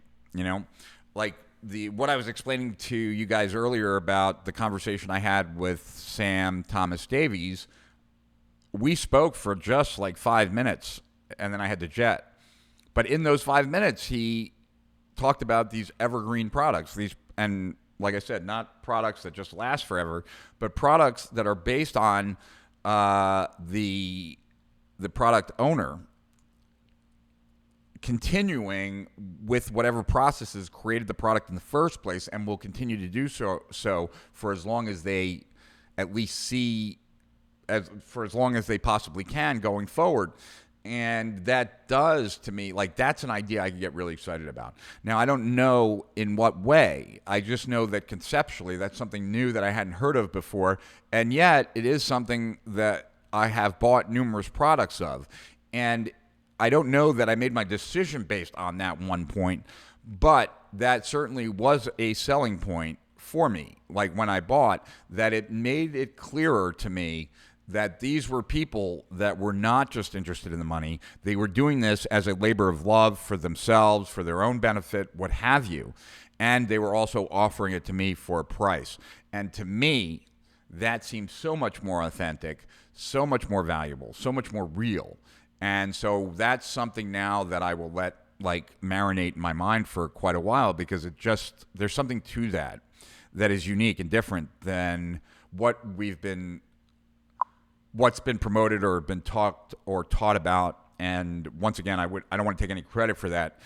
That really was something that Sam Thomas Davies, he brought it up, and he's doing that.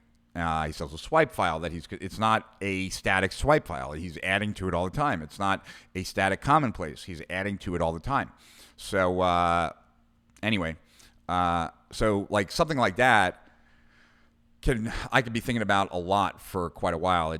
And one epiphany or aha to me really gets me juiced. I don't need many. SOW 24 hours magic. It was an event. Yeah, well, I've always tried, Andrew, to start any campaign I ever do with something that allows me to rise above the clutter. And I've often heard of people talk about business as kind of a marathon, but I don't think of business as a marathon. I think of business as a series of sprints. And I'm not suggesting that everyone think of business that way, but for my personality, it's really much better for me to think of it as a series of sprints. Because one, my ADD mind doesn't like the idea of doing anything forever, but I do like jumping into something and working harder, faster, for longer, for some small period of time, which gives me the opportunity to get far in front of all the marathon runners, right? So I get noticed, and that's where my campaign starts for something, and then I'm going to ride that sprint until I'm done with the campaign, and then I'm going to recover. I'm going to disappear for a little while, and I'm going to recover and really take some time off and recharge and allow myself for the next sprint. And in this day and age where it is not so easy to rise above the clutter, I find it to be a valuable strategy, although that's what I've always done. I remember I was in this mastermind with the owners of Infusionsoft and Bill Glazer and John Carlton and Perry Marshall and a bunch of others, and it was a private, friendly mastermind. It wasn't, we got together every quarter, but it wasn't a paid mastermind. It was all pros in it. And the guys from Infusionsoft, one of them said, I kind of think of you as like a beluga whale who goes deep into things and is investigating things, and then every once in a while comes up and spouts and makes a lot of noise and, causes lots of waves, and then at some point goes back down deep and disappears until the next time they resurface. And that's always stuck with me because it is kind of my MO. It's kind of the way I like to operate. Don't know if that's helpful, but I think it might be.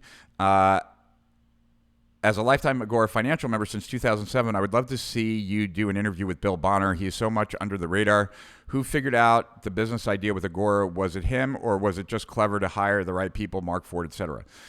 Well, Bill started Agora, but Agora was like an $8 million business before Mark Ford came along. And Mark Ford brought along the marketing knowledge that he had learned from Jay Abraham, because Mark Ford's mentor was Joel Nadell. And Joel was a partner of Jay's. They had a falling out, and Joel's passed away since. But so Mark really learned direct response marketing, a lot of it from Jay, the value of a back end and all that kind of stuff. And so he brought that to the equation to Bill, and Bill had really kind of developed the whole big idea type copy, which is unique to Bill. And his copy was so good, Bill, that before Mark Ford came on board, one of the things, and I don't know where in its evolution this was, I don't know if it was right before or many years before Mark came on board, but one thing that Bill used to do was Bill would write a sales letter for a newsletter, not his own, like someone else's, and would spend the money to advertise it and split the profits if the newsletter company would then, send the newsletter. So he would go to newsletters and say, I will write the copy, I will advertise it, and if you'll split the profits with me, I'll do it, and then you just mail the people, and Bill wouldn't get any of the back end. So in general, most people today acquire a customer either at a loss or at a break even. Bill was acquiring customers for some not competitors, but for other people's businesses for a percentage of the front end profit, and that's it. That's how good Bill is, and that's how good and powerful the whole big idea concept is. Now, what's interesting to me is that then, and I mentioned this, I mentioned it in our Facebook group, Jay Abraham. Where did he learn from? Well, he learned from this gentleman, Dan Rosenthal. Where did Gary Bencivenga learn from? Well, he worked at Dan Rosenthal's agency. Where did Clayton Makepeace learn from? He worked for Dan Rosenthal's agency. So I don't know where the knowledge got to Dan Rosenthal. Dan Rosenthal passed away a few years ago. But as far as all the all the lineages I've kind of traced, a lot of them go back to this one copywriter, Dan Rosenthal. But you're the second person, Charlotte, who asked me about interviewing Bill Bonner. So I would like to do that, and I'll probably follow up with Bill. Yes, Nicola, the auto captioning is an eCam feature. And it's also like, for sure, it gives, well, if it depends on what auto captioning you're talking about. If you're talking about this, like putting your comment right now up on the screen, it only makes sense that by doing that, it increases engagement, right? Like it's just another added incentive to have you engage with me. And if that's really the purpose of these live streams, to engage more so than to present a polished piece of content, things like this matter, right? Anything I can do to incentivize you to engage more, to comment more, to share more is something I need to look at if it's clear to me that that's the goal. And what I'm saying is that that is the goal. Now, I haven't spent as much time as I probably should, now that I'm aware of that, really kind of thinking about how can I make it even more interactive. Now, one of the things that I don't like about, I've tried numerous of these platforms, and I really like Ecamm Live, and I like Ecamm Live primarily because it allows me to use my better camera. And I'm using my my Rebel 3 Ti, which is a camera I've had for about 10 years, I think, and it's the same camera I used to shoot YouTube, 1 minute long YouTube videos 10 years ago. But it plugs right into my computer, and Ecamm Live just pulls it, and it's awesome. BeLive wouldn't do that, and BeLive, while good, doesn't have the ease of use for different scenes, different overlays, and things like that. So there's that. But what BeLive had was better, was like that I could give someone a link and then they would be a guest. Not ideal still, because it was one link for all guests as opposed to giving individuals a guest. And Ecamm Live only allows you to do that through Skype, I think, so far. So there isn't a great platform yet. Well, maybe some of the other platforms like Vidyard or one of the others that makes it really easy to do interviews. And one of the things I found is that when you have two people on, then it becomes much more about the conversation.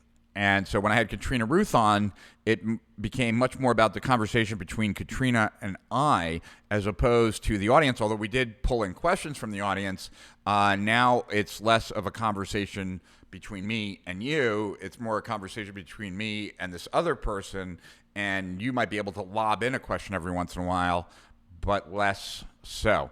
And I like both, but I would say that would probably be the only time then that you're not going maybe for necessary maximum engagement or maximum interaction.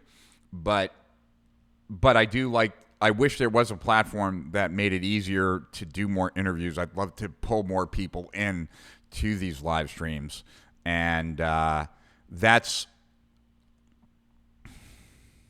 we do it with Skype, but then I kind of need a producer or something. And right now I'm just doing this all by myself. And so it's kind of,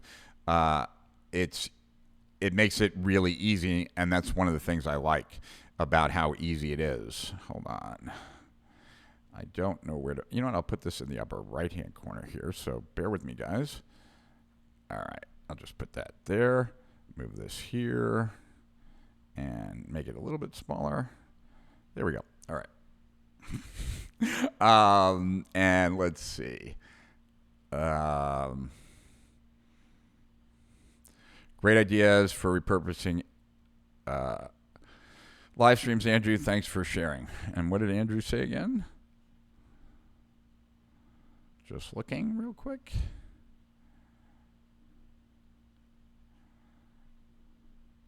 I must have been way back. Oh, downloading, membership site, those kinds of things. Sure. All right.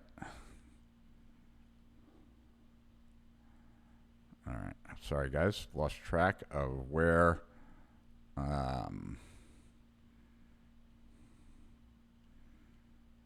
we were here. Okay, there we go. I've seen people offer their free live streams as a bonus value of $9.97 LOL placed in membership site. Yeah, the problem with that is that once you do that, people then start doubting the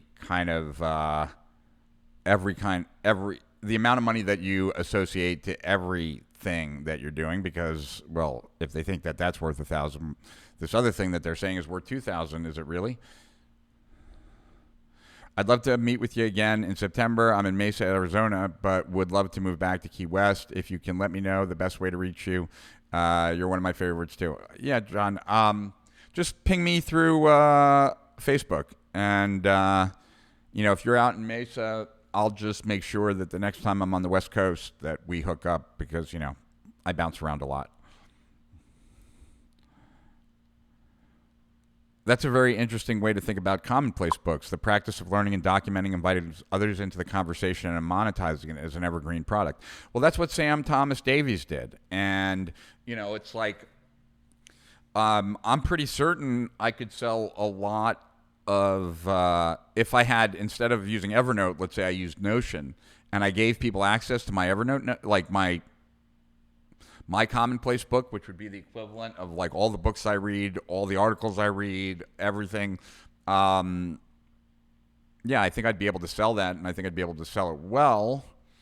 And if I was a competitor of mine, that would be one of the first things I buy because I'd be able to know exactly what I would be releasing based on all the research I'm currently doing. So I don't know that I would ever do that, although I love the idea of it. I might need to be in a different place, though, before I do it. They also sell an upsell post landing pager to recruit ad cost form, $7 to $47 SLO. Who's they? Who are you talking about, Andrew? Are you talking about Agora? And let's see. Yeah, I'm not sure who you're talking about, Andrew. We do that all the time at Agora. Fake gurus on Facebook, blasphemy. This is awesome. Very motivational. Cool. Thanks, Clinton. We were talking about Jordan Peterson and you. Oh, well, anytime I'm in the same sentence as Jordan Peterson, I'm honored. Yep. Jordan, best to promote 5 minutes. Best to promote 5 minutes and long live streams. Yeah, I mean, to promote a live stream, it would be relatively easy to create a short video talking about what I'm planning on covering. Tune in today, blah, blah, blah, right? $10 a day ad spend can return huge ROI. Yeah, when used on the right things, not when it's just broadcasting live streams like this. Hey, Joe. So Joe Sofrigio, one of my coaches, one of the people I spent some time with over those 5 years I disappeared, someone who's very adroit in the mental aspects of the game, someone who has had a tremendous amount of influence on the way I think, definitely someone who knows a lot more about emergence than I do, something that he's very passionate and interested in, I know, and has moved down to Florida as well. So, Joe, when I'm down here permanently, I look forward to getting together, although I think you're in Tampa or something, so you're on the other side. But looking forward to seeing you, Joe, and I hope all is well. Jay is also looking for a video editor. What are your specs and expected investment for the position? Would love to use it as a guide. Jay, I haven't even thought it through that much, and it kind of depends on what amount of time the person has and how much they charge. We could probably keep a full-time editor busy, although that's not necessarily what I'm looking for right now. Right now, it would be to take the videos I do here, take the videos that I do in Steal Our Winners, take the ridiculous number of videos I have that I've created over all the years that I've been doing this, in addition to the 24-hour live streams I've done, because I've done a few, and just be cutting stuff up and creating really great content for people. And it's, It's so amazing what can be done with good video editing, and I've done enough stuff that has used a great video editor that it's really cool to see what they can do. And one of the best examples of that was that deep fake video that we did for the Steal Our Winners campaign. I just wish that more people would have seen it. I've already played it during a live stream, so I don't necessarily want to play it today. But it's, in that video, I become Robert De Niro while I'm speaking, and then I become Brad Pitt, and then I become Joe Rogan, and then I become Sergey Brin, and then I become Jeff Bezos, and then I become Mark Zuckerberg. And so it was, that was insane. But that's not the type of video editing I'm necessarily talking about. But even the promo videos, the way that the imagery comes together and the way the video comes together is just so much better than what I'm capable of doing, nor should I spend my time doing that. So that's what I want. Let's see here. I don't think I have any videos in here. Let's see. Is this? Hold on. No. All right. Yeah. If I had a video on, I don't think this is either. Let's see. Nope. All right. So let's go back to this. All right. Let's keep going with the questions. So I haven't really given it that much thought. That's why I'm just kind of throwing it out there right now, looking for a video editor. Shockingly, and props, I'm going to thank this person next time because I don't want to have to start scrolling through my phone. But last time I wasn't sure how I was going to get down here, and so I asked if anyone wanted to give me a ride down to Florida. I needed a van. I ended up not taking all my stuff. That's why I flew. But I had two people reach out and offered to to drive me down to Florida. One of them was all the way out in California and was willing to fly across the country, rent a van, and then drive with me down to Florida. I told him, I'm going to give you a free hour consult just for offering that. Thank you for the offer, but that would be insane of me to take you up on. Had I brought everything down here, right now you'd be able to see this amazing skyline. And I'm hoping that maybe I can attach my phone, if I had an extra wire, which I think I do, just so you can see the view I have. It's pretty insane. And once again, it's not my apartment. It's a friend of mine. You need a D-Rock. Why not ask him? Because he'll know people. Aspiring D-Rocks must contact him all the time. I don't know who D-Rock is. Should I know who D-Rock is? I feel like you're saying it with such certainty that I feel like I'm insecure that I don't know who D-Rock is. Can you tell me, Nicola? Video will be 82% of content by 2022. That's possible. I wouldn't be surprised if it was. Wish I was only 50. Well, it's relative, right? I've got friends that are 30, and I wish I was 30. So, me too, Andrew, but I feel younger than that, so it's all good. Yeah, so do I. I feel really young. And that's a distinction too, right? Like the distinction between being childish and childlike. And being childlike is infectious. Being playful. It's charismatic to be that way. And that's something that I do my best to hold on to.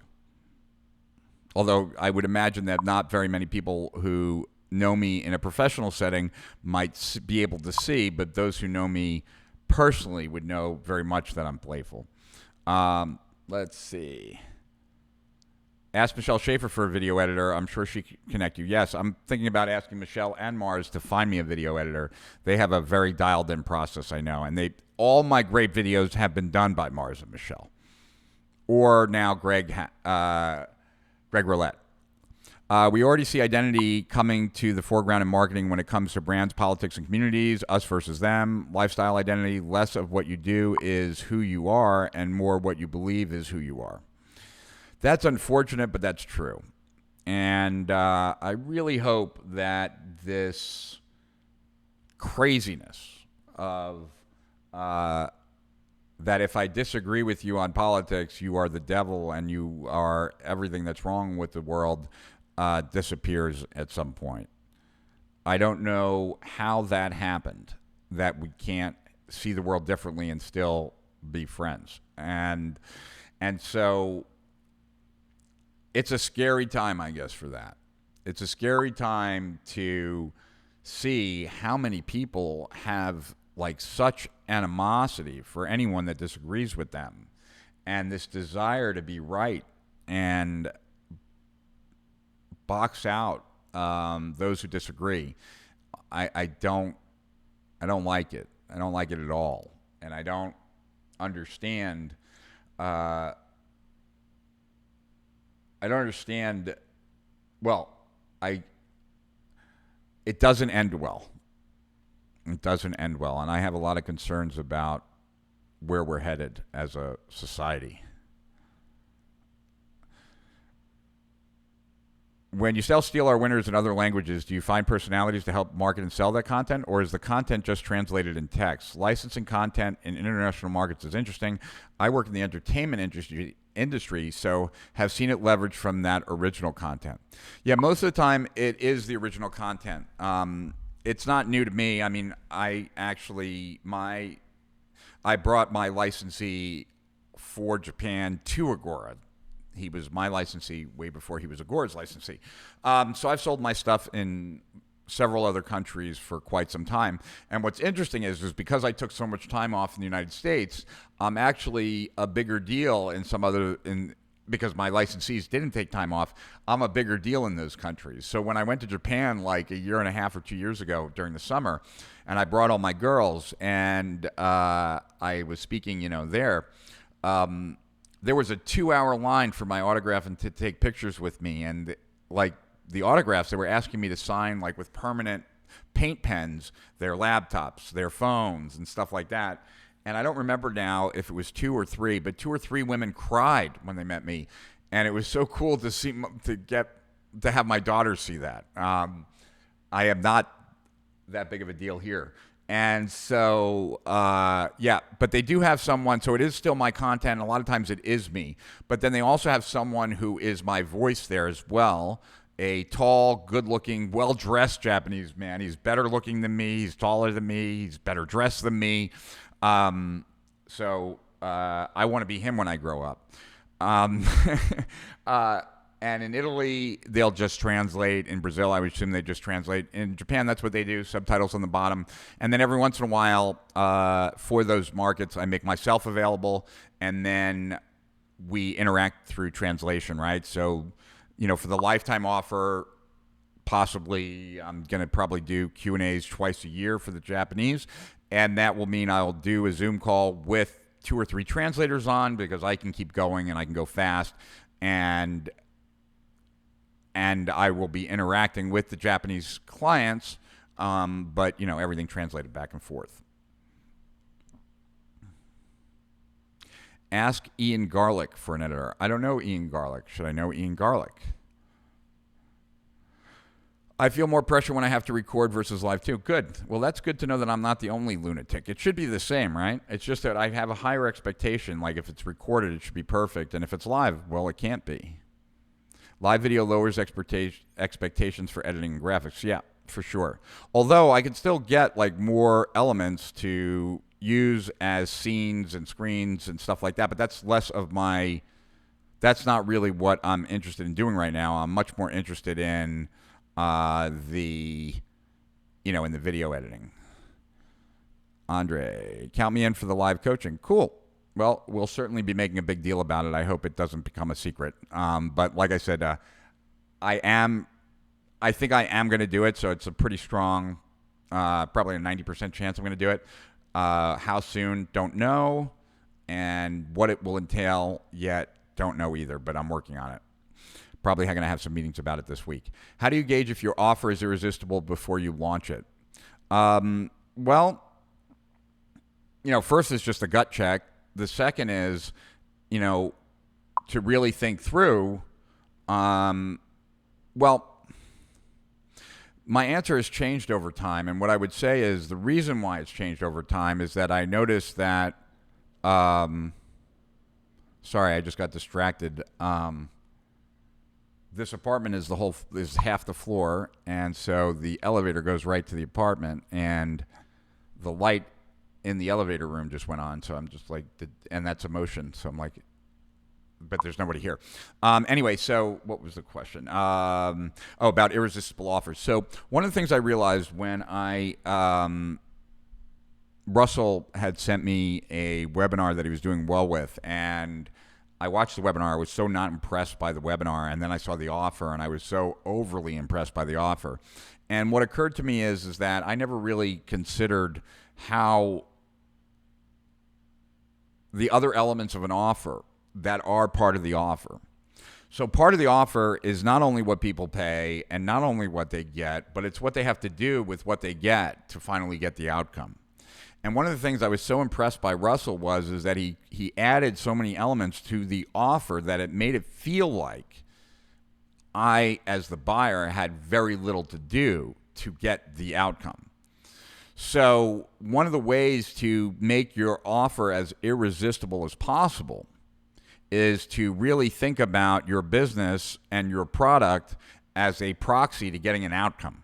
And then what does the customer have to do in order to get that outcome? Because that's part of the offer, right? Like, if I'm selling my coaching, what does someone have to do with that coaching to ultimately have a successful business is certainly a lot more than, if I'm going to create the website for them, if I'm going to do this, I'm going to do that, right? So an offer becomes more compelling by, one, the certainty that the prospect has that they'll get the outcome, two, the amount of effort that the prospect has to put in to get the outcome, the amount of friction they have to deal with to get the outcome. And I would look a lot more on that side, John, because when you look at it more from that side, what you start to recognize is that we all could do a lot better with our offers. We can take on a lot more of the onerous parts. If we can't, we can at least make those difficult parts easier with templates, with systems, with worksheets, with what have you. Ian Garlic, Story Cruise for video editor. All right. Well, I'll check him out.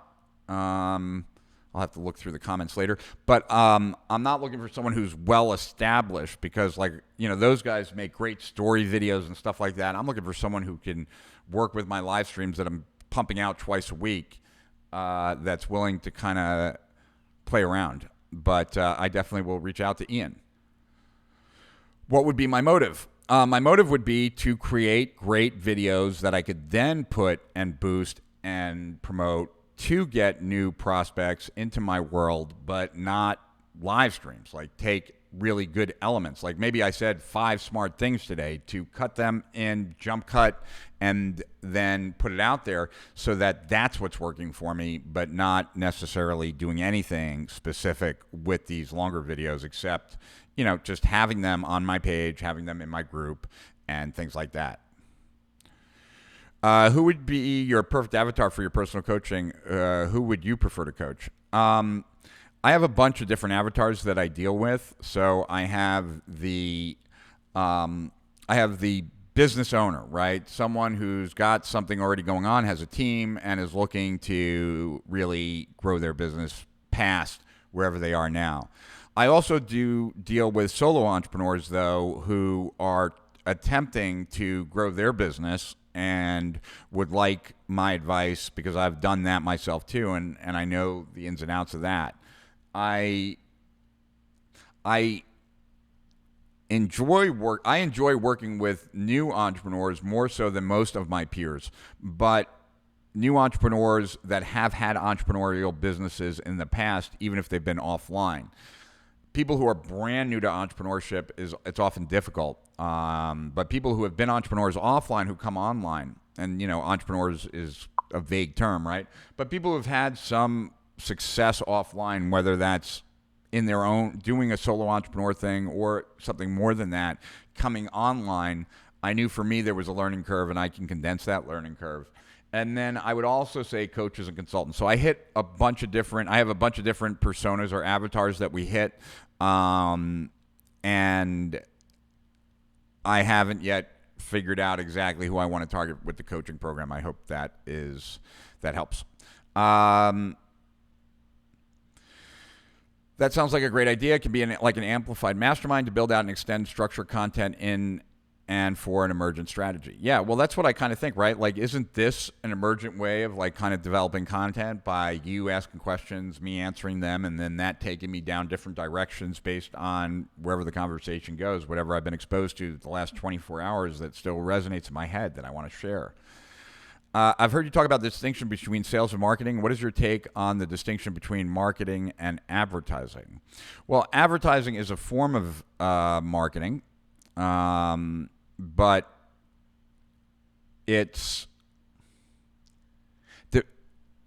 You know what, Dean, ask me that another time because that's going to take too long. Oh, wow, there's so many more questions here.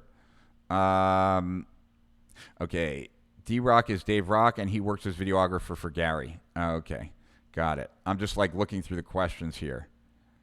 All right. Yeah, wow.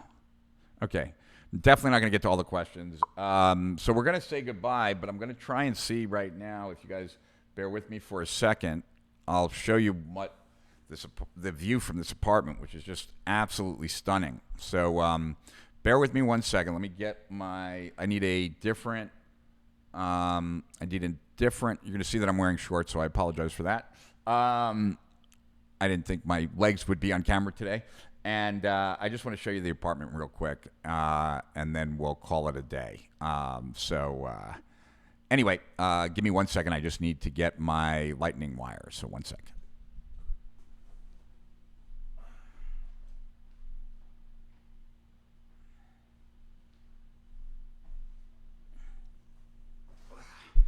All right, that wasn't long, I hope. And let's see who's been trying to text me. Okay.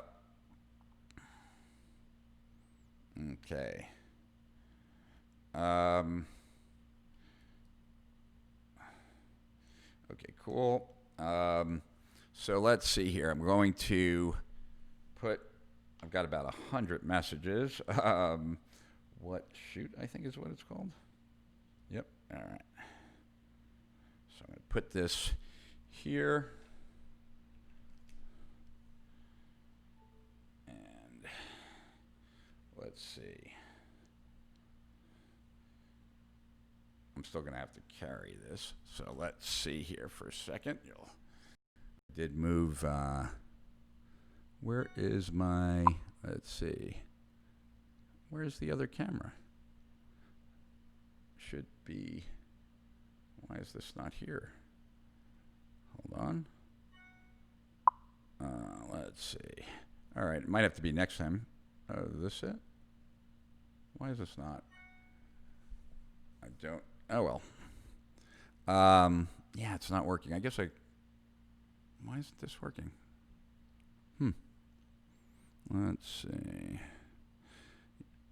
This is shoot, right? Oh, you know what? Because I probably have it on sleep. I turned it off. I turned it on Do Not Disturb. That might do something. All right, let's see. That's all on. All right. Sorry, guys. Well, usually this app, Shoot, works really well. And I don't know why it's not working now. Bizarre. And I also have EpoCam on it, but that's not working either. Let me just try again. And try again. Okay, nope. All right, well, I guess we'll have to wait till next time. I don't know why that is. That's so bizarre. I don't see any reason why this would be the case. Well, let's see. This is built in. Oh, this is something. Let's see.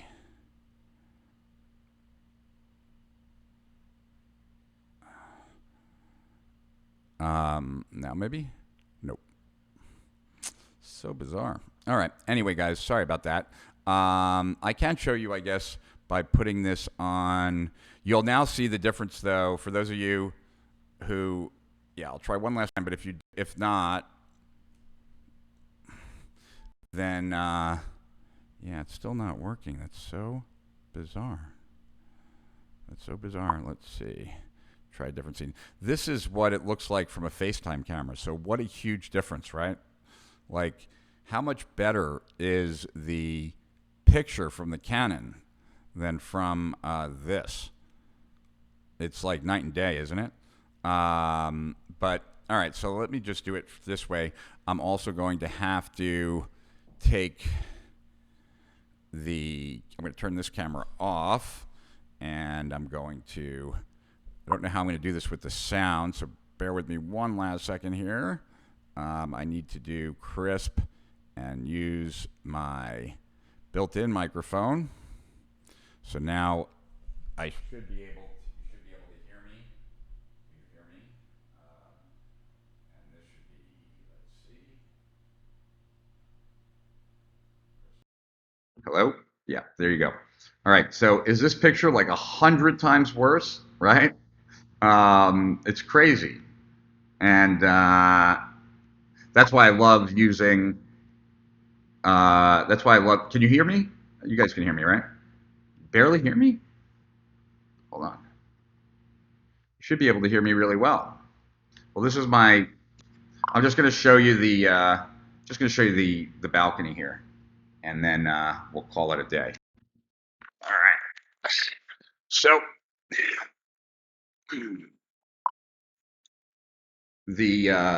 so there's another balcony all the way down there, but I'm going to show you here.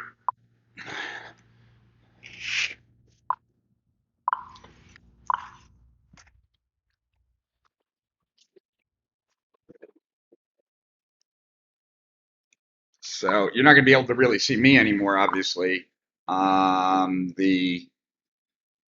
So this is Miami, and if you see, like, this is we have a pier down here, but then if you look, there is all of southern Miami, and so that's this side of the apartment, and I was broadcasting out of there on that last night because you could see the skyline, and then show you the other side of the apartment. Ooh. That's why I had to go live from there because when you go live from there, like, you can see me, but this is the other side. So let's open this, and there is South Beach. So that's South Beach, where you see the so crazy nice apartment, not mine. Can't take credit for it. It's a friend's. But anyway, as you can see, I'm not exactly slumming it here in South Beach. Certainly have a better digs than I did as far as the gym in the Hamptons. But thanks for everyone showing up, as always. Thanks for the questions. I don't feel like I got enough communicated regarding live streams. Let me know what you think. I'd love to hear more. What didn't I cover that you wanted me to cover about live streams, so I can make sure that I at least touch upon that next month? And before you leave, if you could tell me if there was one topic you'd like me to cover on Thursday, what it would be. Just what's one topic you'd like me to cover? That would be great. I'd love to know what you would like me to cover. That makes my life easier, so I don't even have to brainstorm. And but as I always say, I really do appreciate each and every one of you. I really appreciate you taking the time, your time. I know you could spend it a million different ways, but you chose to be here with me, and I am so grateful for that. And I appreciate each and every one of you who participated, who shared, who asked questions, who made comments, and took your time to be here. So thank you so much. I hope it was worth your while. I hope it was valuable. If it was, please come back again. You don't have to come back every time, but you're more than welcome to. And just thank you. And so I will see everyone on Thursday who does come back from 6 to 8 Eastern. I'll be doing it live from here again because I'm here for the next couple of weeks. So until then, to higher profits and beyond. Rich Sheffrin over and out, but don't stop commenting. Let me know what you'd like me to cover, and I'll see everyone Thursday. Bye bye.